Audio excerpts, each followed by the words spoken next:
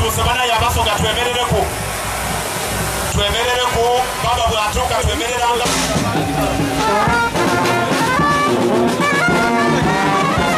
ya Kigulu baba izimba Patrick Gologole yakwega omukono yamuviireko era nga mukase n'akalala banaife ab'essaza lya Kigulu n'abali muli walala nga muli munda muno twende okusiima abakulembeza abano okolye ow'ekitiibwa Andrew Ntange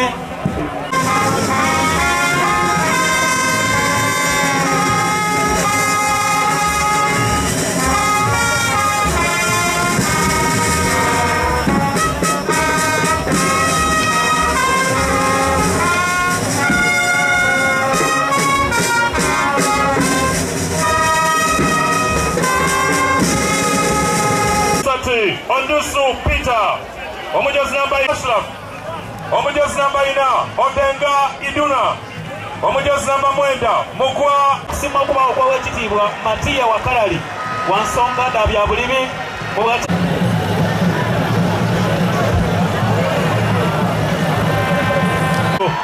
alimu makati awawe weta aya bakutoolawo Kigulu shot number 8 Mweru Doka wano bayiya bakobati katubite n'udufone avenue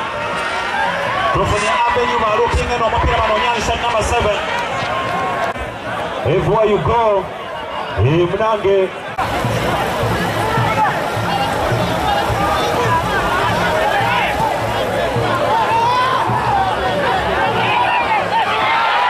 wano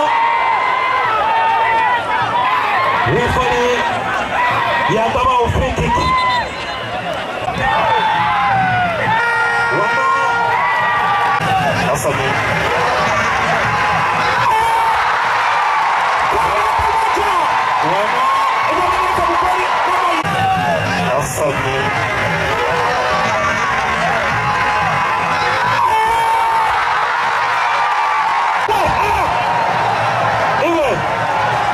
Sanyu Ashraf, timu ya mataifa hawa Bukhooli Namayingo basoboni banyabo ayagaira ono defense ngetaggala ile Gabula Zaduma ku Gabula ate wano bandi omuntu ekola isa wano ogoba alina lozi mukweko binomulala bajeni bamukatabo kabuli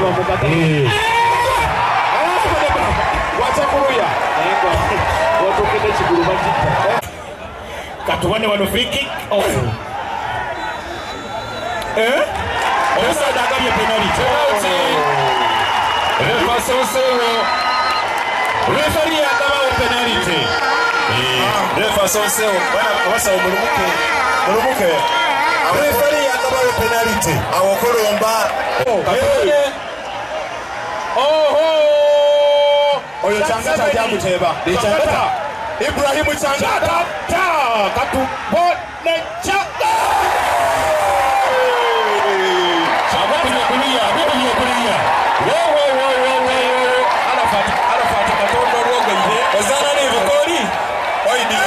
Samu obira commissioner oide Namayingo bogera NRM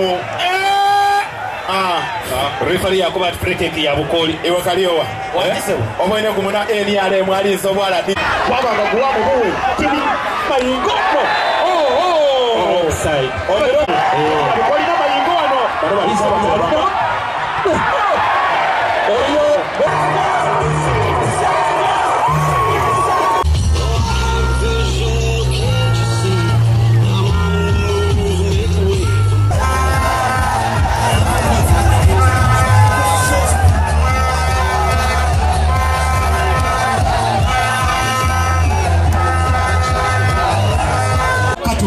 okay. Timu ya Butembe bana tusande kutufeyo. Timu ya Kigulu mwe kusitari bai. Kigulu. Timu ya Kigulu mwe kusitari bai Butembe keviro. Mwesti kwa mimi kusalipo. Pondoka basa. Batu mwena abayambye ku timu nayo mwendenda ulo. Ya Kigema. Bolonchino. Ya Gema Mungalo. Yachukwaga captain wa timu ya Maringo